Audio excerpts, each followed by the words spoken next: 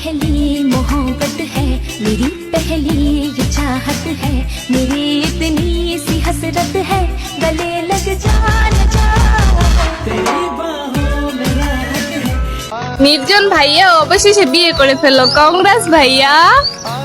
কিরে তুই এই ভিডিও দেখোস কেন, আর তুই এখনো বিয়ে করতেছিস না কেন? হ্যাঁ, তুই এই মাইশের বিয়েটাই দেখতেছ, তোর তো বয়স কম হয় নাই।